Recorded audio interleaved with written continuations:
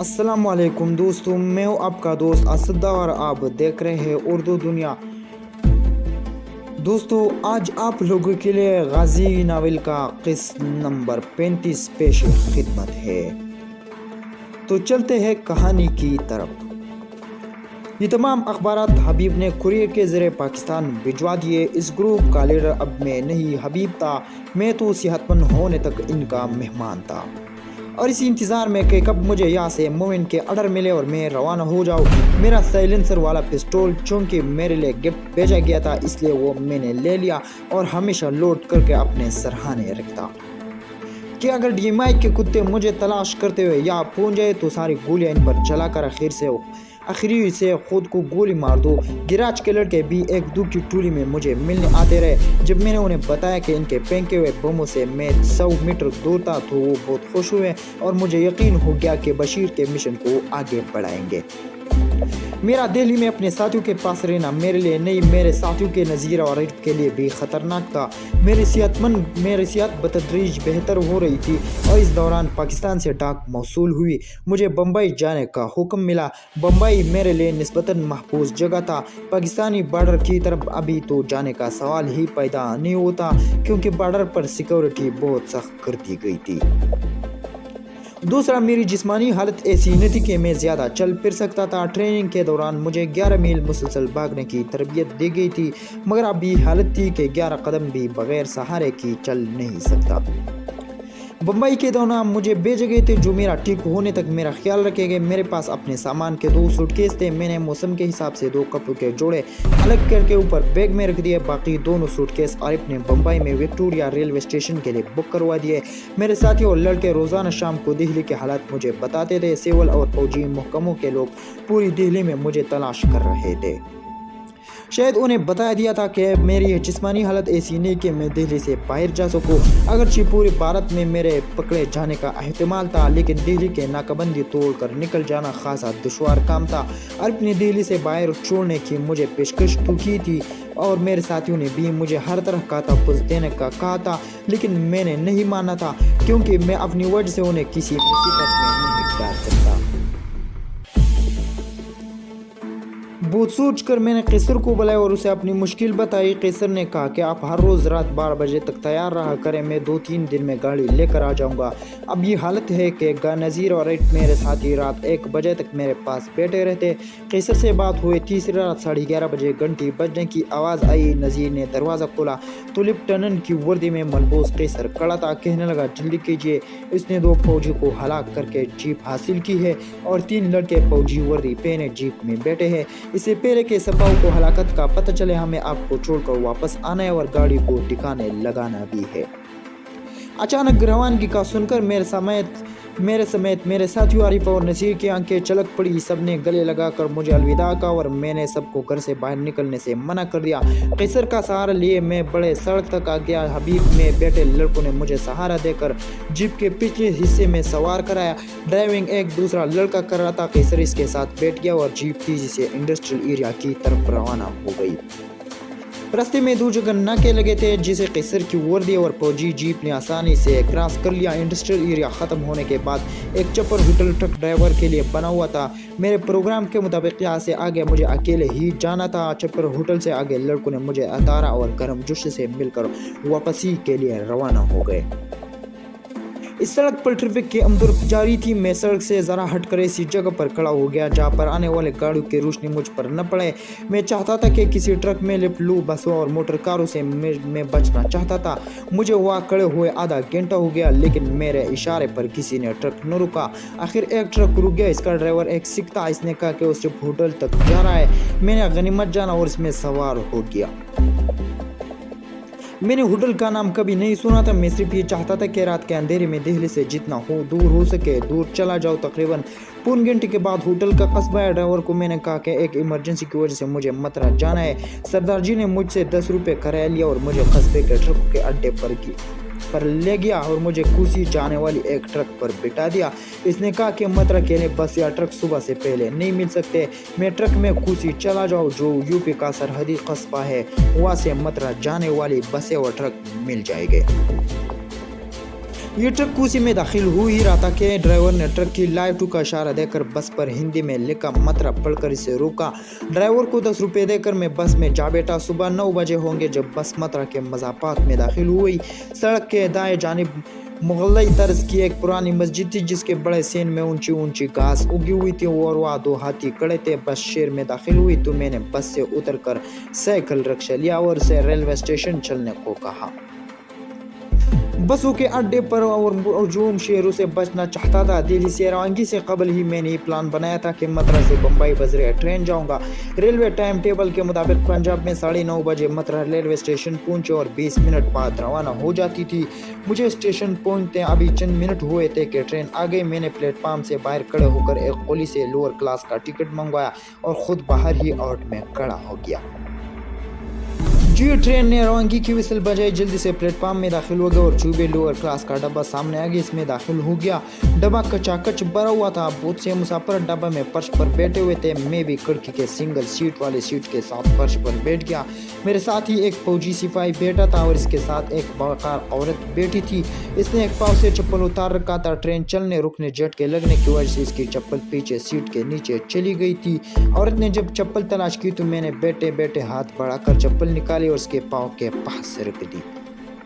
इसने मेरी तरफ शुक्रिया अंदाज में देखा। जब वो अपने स्टेशन पर उतरने लगे तो उसने अपनी सीट मुझे दे दी। मुझे सीट पर बैठे देकर फौजी बोला, इस सीट पर मेरा हक है क्योंकि मैं तुमसे पहले ट्रेन में बैठे था और मैं कब इसके इंतजार में था।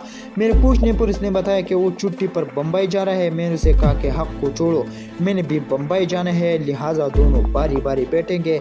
मुझे भी उस लकड़ी की सीट की बजाय फर्श पर टांगे पुचार कर बैठने में ज्यादा आसान था। मेरे बैग में 10 रुपये थे और टॉयलेट जाने की सूरत में इसकी हिफाजत भी 10,000 रुपये थे और टॉयलेट जाने की सूरत में इसकी हिफाजत भी ज़रूरी थी। किस्सा मुख्तसर यूँ ही कभी फर्श पर कभी सीट पर बैठे। अगले रोज़ गाड़ी बम्बई के मज़ाफ़ात में दाखिल हो गई। कल्याण स्टेशन सेंट्रल बम्बई से 70 मील के फासले पर है। ये बम्बई का लोकल ट्रेन आखिरी स्टेशन है। मैं कल्याण में पंजाब मेल से उतरकर लोकल ट्रेन में बैठ गया। पंजाब मेल चूँकि एक्सप्रेस ट्रेन है इसलिए कल्याण के बाद ये विक्टोरिया स्टेशन पर ही जाकर रुकती है, जहाँ पर पुलिस और इंटेलिजेंस के लोगों की मौजूदगी ज़रूरी थी। इनसे बचने के लिए मैंने कल्याण उतरकर लोकल ट्रेन पकड़ लिया और मस्जिद नामी स्टेशन पर उतर गया और ठीक ने मुझे भिंडी बाज़ार पहुंचा दिया। भिंडी बाज़ार बम्बई में मुसलमानों का गुड़ है। जे अस्पताल नाके के करीब ही मैंने शबनम गेस्ट हाउस में कमरा किराया पर लिया और सफ़र की थकान उतारने लगा। बम्बई पहुँचना मेरे सफ़र का पहला संगी मील था और मंजिल अभी बहुत दूर थी। मैंने 2 रोज़ सफ़र की थकान उतारी। इन 2 दिनों में मुझे कई बार इस गेस्ट हाउस के ओनर के दफ्तर के सामने गुजरना पड़ा। एक दफा मैंने देखा कि वो ट्रांसमीटर पर रेडियो पाकिस्तान की खबरें निहायत धीमी आवाज में सुन रहा है। मैं बड़ी आहिस्तगी से दफ्तर में दाखिल हो गया।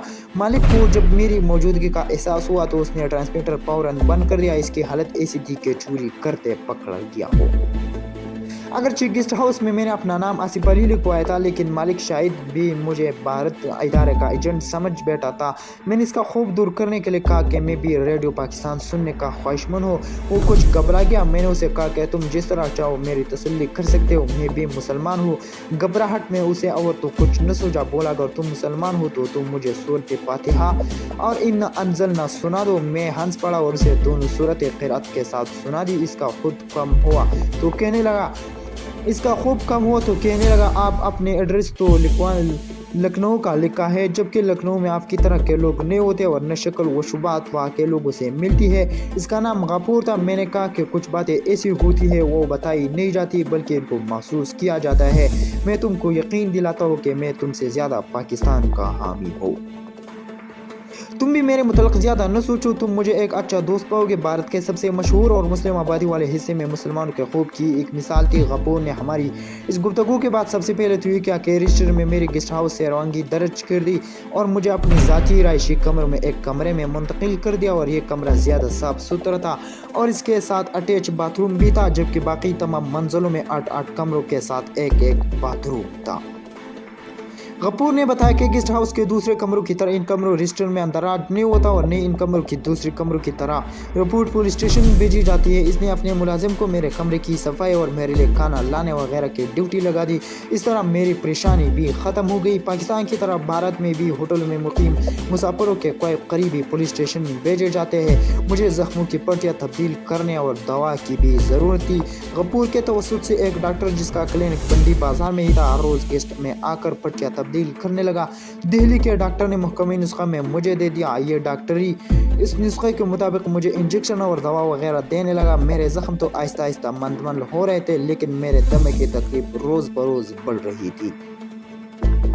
जब आप दवाओं से अफाकन हुआ तो इसे इंजेक्शन तजवीज़ किए। 24 घंटों में 2 इंजेक्शन और गोली से मुझे दमे से रिलीफ मिल जाती थी। गेस्ट हाउस में खाना बाहर एक करीबी होटल से आता था। खाना लाने वाले लड़कों को बार वाले कहकर पुकारते थे। बम्बई में आम गुफ्तगू मिल जानी जुबान में की जाती है। मैंने फ्राइडे में अंडा और टोस्ट मंगवाने चाहे तो गफूर के मुलाजिम ने बाहर वालों को यूँ आर्डर दे दिया। 2 बिद अमसका में पाराई तीखा कम 2 पाव और कड़क चाय ले और मस्का का मतलब मक्खन और पाव टोस्ट और बंद को कहते हैं और तीखा सुर्ख मिर्च को। भिंडी बाजार जे अस्पताल नाका चौक से शुरू होकर ईरानी इमाम बाड़ा और ईरानी मुसाफिर खाने तक जाता है। इसके आगे पोर्ट मार्केट है जहाँ से मोहम्मद अली रोड शुरू होता है। पाकिस्तान से दिल्ली में मुझे बम्बई में जो हमदर्दों के एड्रेस दिए गए वो बिल्कुल नामुकम्मल थे। मसलन एक डॉक्टर का सिर्फ नाम लिखा था जिसका लड़का लाहौर FSC का स्टूडेंट था। दूसरा एड्रेस ईरानी मुसाफिर खाने के सामने एक मोटर बैटरी मरम्मत करने वाली का दुकान का था जहाँ से मुझे बड़े सेठ का पता मिल सकता था। इस तरह इमाम बाजार के करीब बुजौर में यूसुफ पटेल का पता चलाना था। बंडी बाजार के करीब तवस्सुत में नियाजी रेस्टोरेंट था जिसके मालिक के जरिए में एक बैंक के एक MD मिस्टर रंगून वाला तक पहुंच सकता था। मैंने पहले यूसुफ पटेल की तलाश शुरू की, लेकिन नाकाम रही। इस इलाके में जिससे भी यूसुफ पटेल का पूछता हूँ मुझे घूर कर देखता और मालूम नहीं कहकर आगे बढ़ जाता।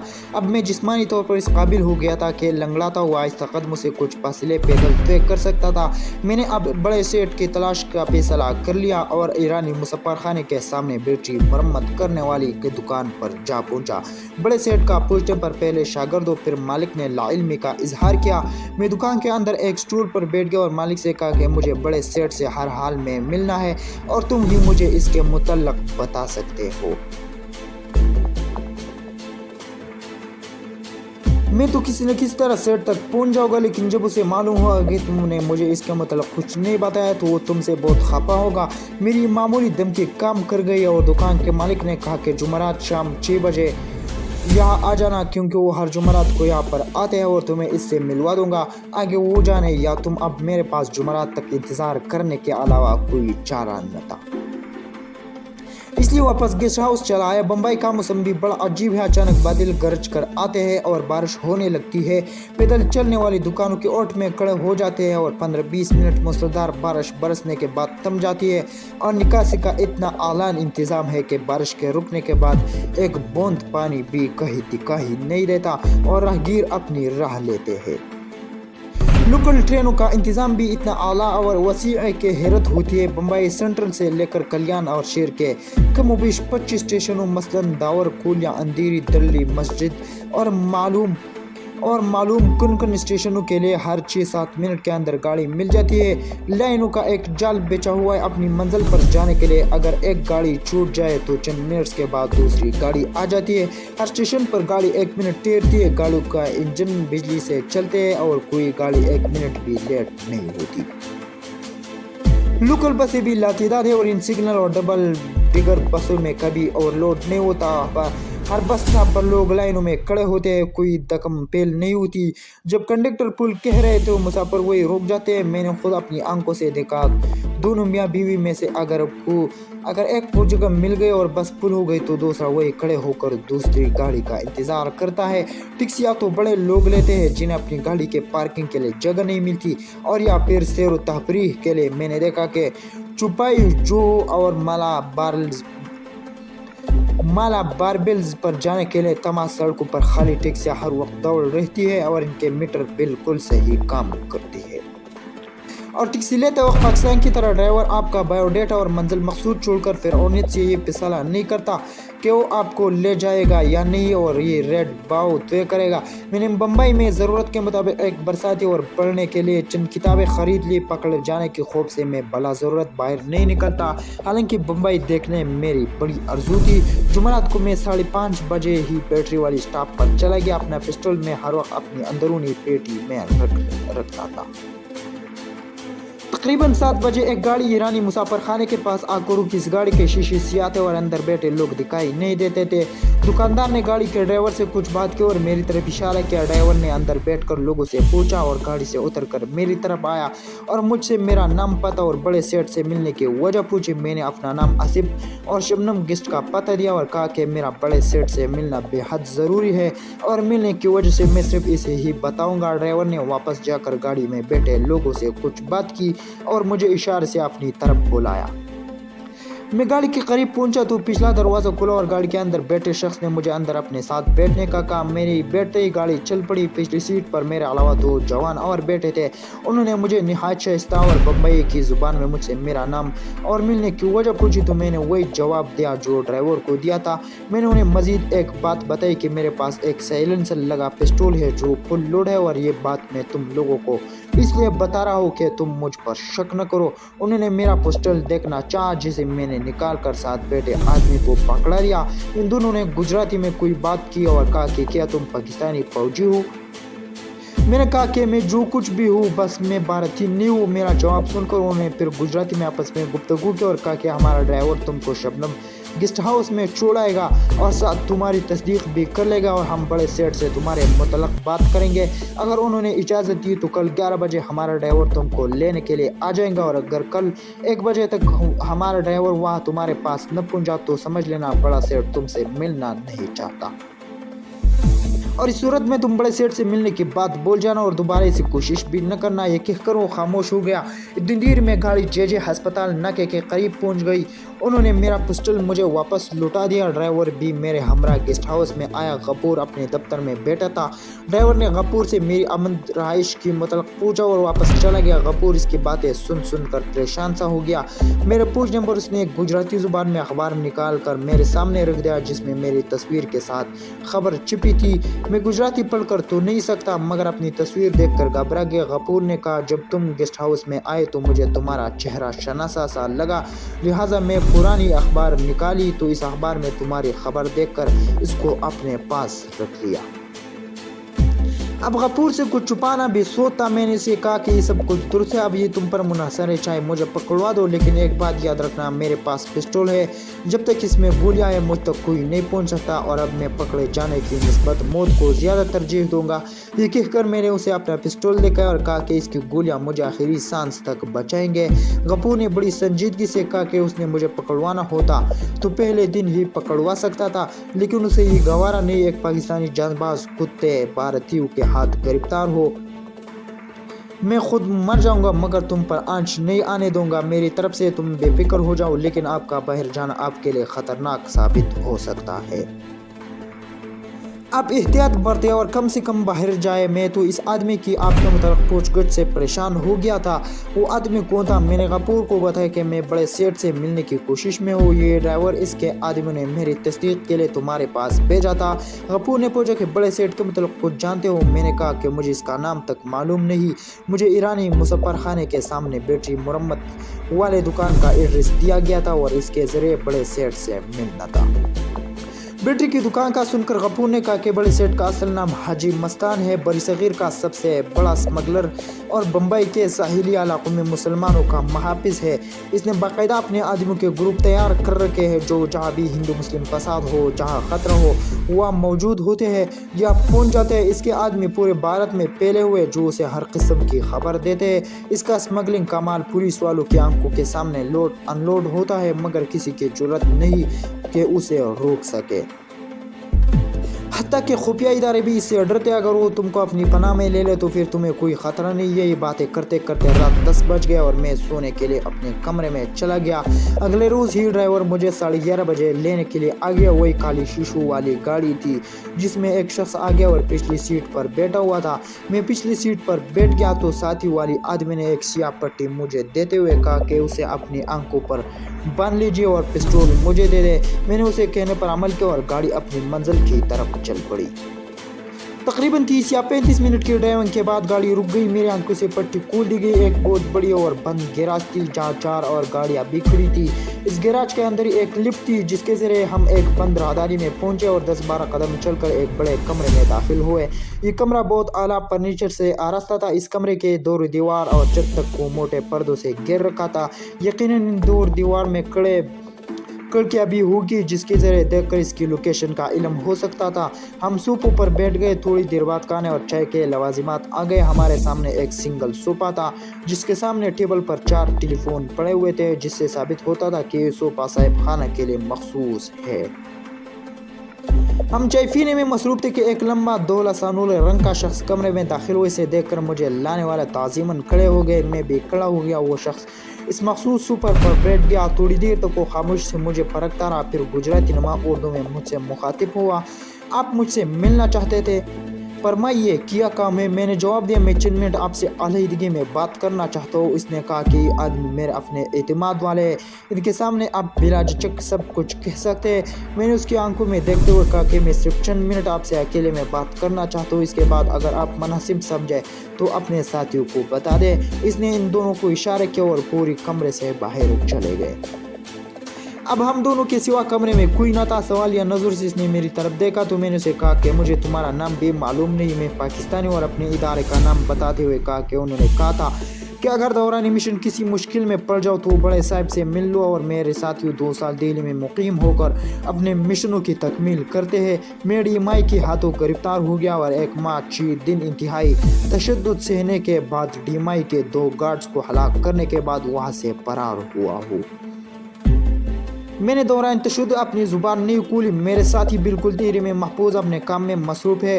میں اپنے زخمی ہونے اور اپنے ساتھیوں کی سلامتی کی خاطر بمبئی آ گیا ہوں اور ہدایت کے مطابق آپ سے ملنے میں کامیاب ہوا ہوں۔ میں نے اسے اپنا کوڈ نمبر بتایا اور کہا کہ آپ کا یقیناً میرے ادارے سے رابطہ ہوگا، آپ ان سے میری تصدیق کر سکتے ہیں۔ اخبارات میں میرے فرار کی خبر کے ساتھ میری تصویر بھی چھپی ہوئی ہے۔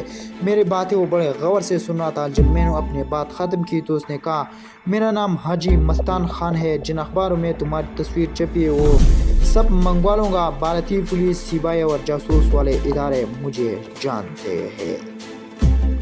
تو دوستو آج کے لیے یہی کافی ہے۔ ملتے ہیں بہت جلد انشاءاللہ اگلے قصے کے ساتھ۔ تب تک اپنے دوست اسد کو اجازت دیجیے۔ شکریہ، والسلام۔